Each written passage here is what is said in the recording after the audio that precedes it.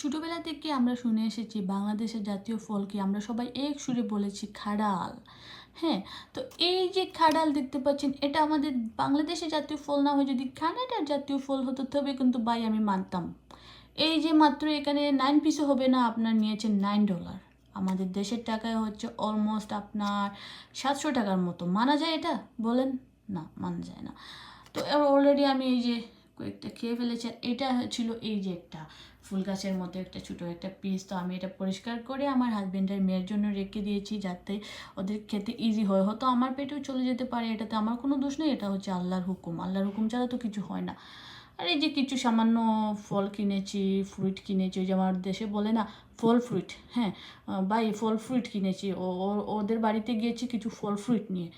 তো এই যে আমি কিছু ফল ফ্রুট কিনেছি, এগুলোর দাম যদিও হাতের নাগালে, বাট এই যে এটা হাতের নাগালের বাইরে।